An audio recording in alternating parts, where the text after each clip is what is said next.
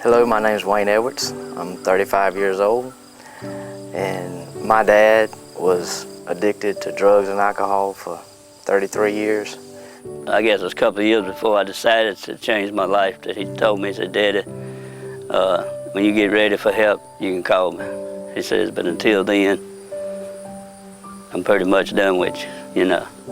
One night about 6:45, he gave me a call, said it was time, he needed some help. I said, "Well, I'll come pick you up." The day I called him, he was so supportive and loving.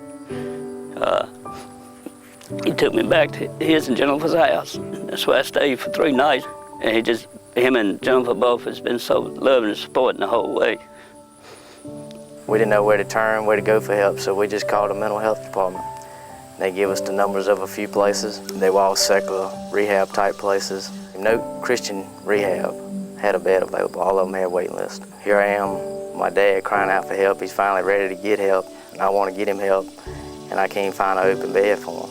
So they eventually found a AANA place in Wilmington, which we was looking at Christian base, but this is the only place that could take me at the time. They just offered that you would always be an addict.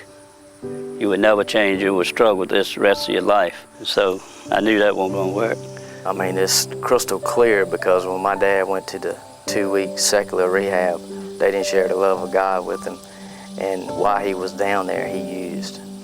So I stayed there about 3 weeks, and Bethel College of Mercy opened up in the mountains, up in Lenore, North Carolina. 5 days later, he accepted Jesus as his Savior. In the Christian-based program, they taught you that the Lord is forgiving. He can give you joy, peace, and happiness. And it wasn't an addiction. It was a choice. It's a bad choice I made. And that gave me hope.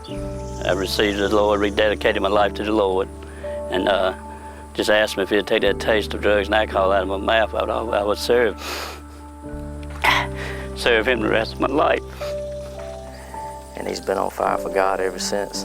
It's just amazing what the Lord can do in a man's life if they can just get the right guidance and the right places to go to. But the biggest thing is it's just hard to find somewhere.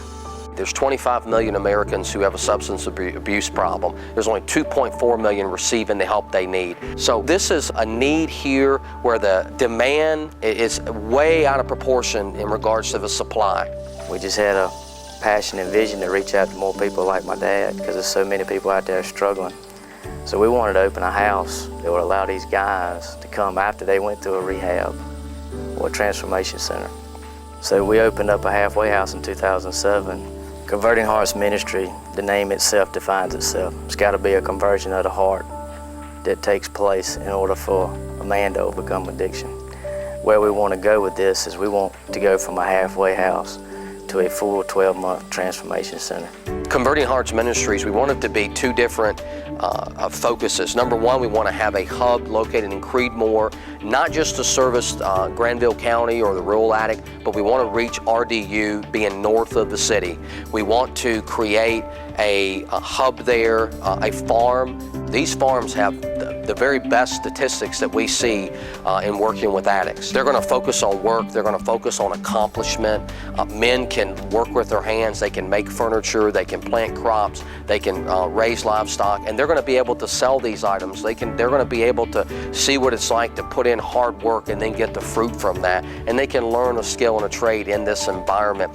Something else that's central to Converting Hearts is Gospel 360, which is an outreach to local churches, an outreach that's going to focus on fostering counseling and discipleship in the local church, and then providing support through Converting Hearts to where those who are addicted can come and receive gospel-centered training and a deliverance-based program that's here in RDU. Converting Hearts Ministries, we're in need of transformational givers. We're looking for individuals who want to get in the boat with us and not only help transform lives through tangible ways, which would be volunteering, coming in to help mentor addicts and provide discipleship, but also in intangible ways, providing financial support, participating in the grace of giving, becoming a monthly partner, or providing a scholarship for someone to go through Converting Hearts. You know, we need a lot of help.